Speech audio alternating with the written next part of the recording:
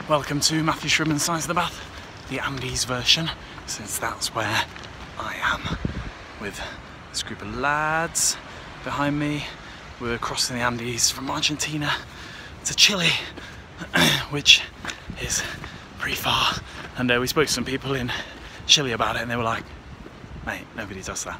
And then we spoke to some people in Argentina about it and they were like, mate, no one does that. So it could be pretty dangerous. But we've got a lot of supplies. Got a big old sleeping bag that I'll sleep inside of. So we'll probably be alright. So I'm in the tent with Stubbs. We've been asleep all day. Tell them about it, Stubbs. It's been tough. We've eaten a nut apiece.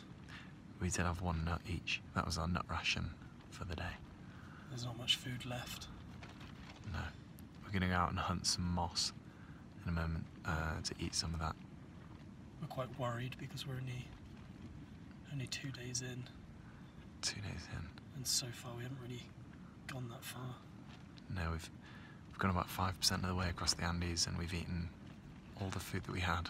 We had a pretty massive feast last night. It was fucking great. But now we've got nothing. I love a good bit of cheese.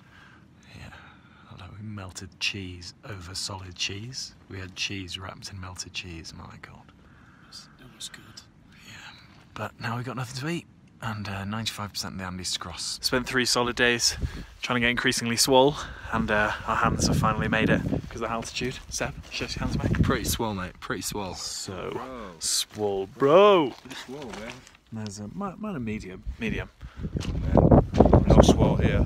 No lay swole here, man. Turns out there's a train right at the top of the mountain, almost. It's really weird. It's like they used to train people over. So I'm inside the train at the moment. There's the chimney. And if you look all the way down there, there's the engine, I think, that must have fallen out the front. We're so close to the top and it's really, really steep. In fact, I don't know what I'm doing inside this train. It could just fall down the mountain at any second. I'm going to get out of the train now. First past the mountains is that V behind my big head. There. Having 3X, I'm waiting for the other guys to catch up. Something not a lot of people really know about the Andes is that it's actually made of rock. This is a discovery that we'll be reporting. So we're going to be carrying one of these rocks back across the Andes, taking it to the Royal Society in London, so they'll believe us. Yeah, there's this thing where apparently people were trying to report the existence of a giant tortoise. And the giant tortoise was apparently very delicious to eat. And so what they would do is they would be trying to ship one over to the Royal Society, and every time the crew on the boat would eat the bloody thing, thinking, oh, the shell is obviously going to be enough proof, like where else would we get that from? But the Royal Society were very strict and they insisted on having a live specimen. But there were many times apparently when they just got an empty shell.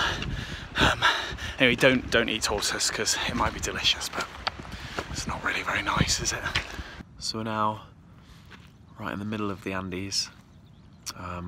We've more or less sort of imprisoned ourselves in the middle such that we have to cross. And we will cross.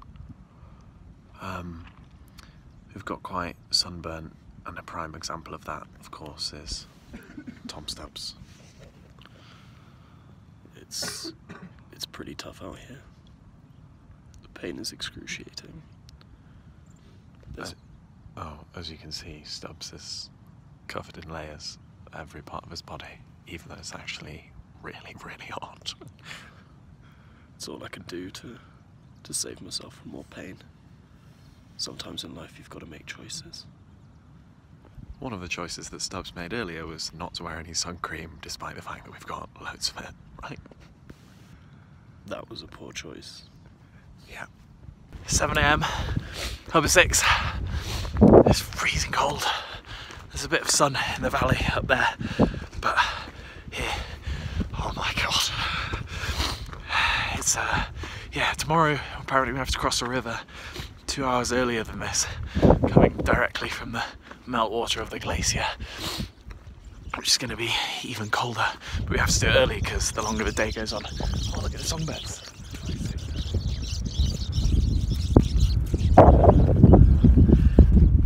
day goes on, the more the glaciers melt and the bigger the river gets, so the harder it gets to cross. So we got to go early. Oh no! He's had an absolute shocker.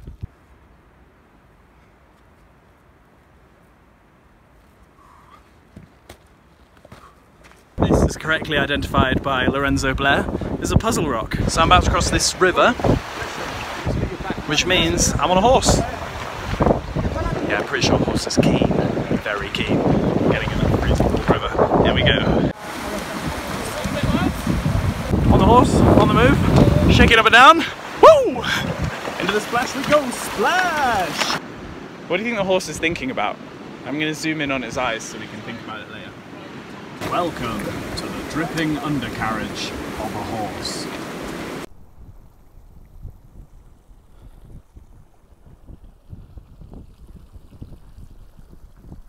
Merry Christmas from me and this Andean stream with the light glowing on it nicely. Just walking, not up that mountain, we've sort of done that one. We're going up a mountain behind this one, just sort of around that height, which will be very nice. Merry Christmas. Bye.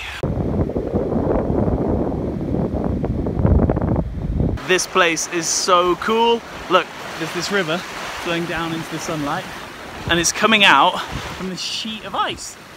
You can see it's just flowing out from underneath. Maybe there's a big cave behind. Maybe we'll do that. Oh, it's not nice to destroy beautiful things, but it would be interesting. I'm gonna do it. So Stubbs and I have made it to the front of the group. The others are back there. You can sort of vaguely see them, maybe. Oh, you can. They're a way away, aren't they, Stubbs? They're a while away. They're a little way. And behind us, what's this? What's this? What's that? I think it's some sedimentary rock that's convened itself into some sort of mountain, Matthew. I believe it is. We might find some shells in it, which would be sick. But first, we have to cross this river. It's pretty fast moving. We'll just paddle across, won't we? It'll be nice. Should be good. Stubbs is doing well sunburn wise. He's covered up, he's wearing a scarf. It's like 30 degrees. He must be a very warm man. Pretty sweaty neck. Stay safe in the Andes, lads. Stay safe in the Andes.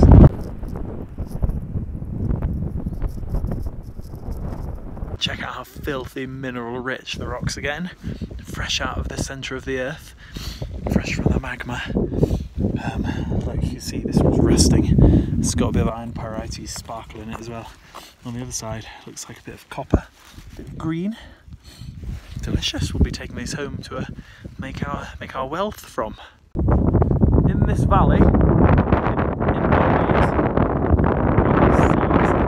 snow, where they look like waves. It's been carved out by the wind, so it's got really high spikes. Each spike is about half a metre tall. We're nearly there. The last Leviathan up ahead. You see the path snaking up the mountain. The air's getting really thin, so just have to breathe more, I suppose. Get it all in. Oh, lips having a bit of trouble, aren't they? Stubbs hasn't been able to smile for a long time. His laugh has become this sort of tense. Don't make me, Matthew. Don't. Yeah, our lips are basically like tectonic plates splitting apart forever. And Tom's still wearing a scarf. I only just noticed that. You've been it all day. Yeah, it's incredibly hot in this scarf. Tom, come on, mate. Let's put on some sun cream to stay safe in the Andes. Stay safe in the Andes, lads. Literally a metre up from here, it is windier than the sun. Look at that flag go. That sign there says Argentina. On the other side, it says Chile. Argentina, Chile. Which obviously are just two entirely fictional concepts invented by human beings. And that's basically the main reason why Homo sapiens evolved ahead of all the other homos, the other human species like Neanderthals and stuff.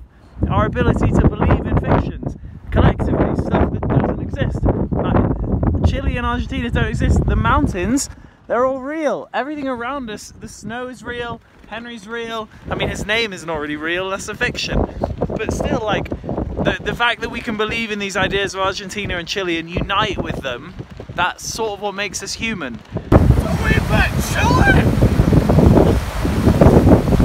Stubbs and I just crossed this absolute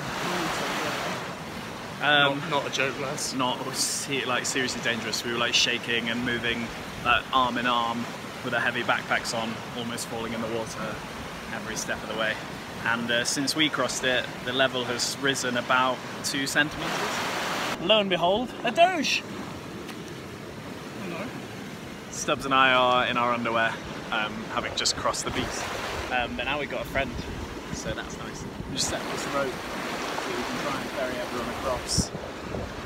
It's going to be a bit dangerous. The water level has risen quite a lot, I think, since we were here. Hi, dog. So we finished the trek, and now this massive lad is giving us a lift down to San Jose to Maipo so that we can get a bus back to Santiago. Just looking out for Stubbs because he's got us a lift. He's trying to get us a lift down, and he doesn't know that we're in this car, but this car is so good. This car has got, well, this guy who's obviously cool, he's a climber. There's also got his dog, and his dog is also a climber. Look at his climbing harness. Sick dog. Trip's over. It's done. Stubbs is asleep just a few seconds ago. I was asleep a few seconds ago, but we've just woken up just to give you this final message, which is, of course, stay safe. Stay safe in the Andes, lads. Stay safe.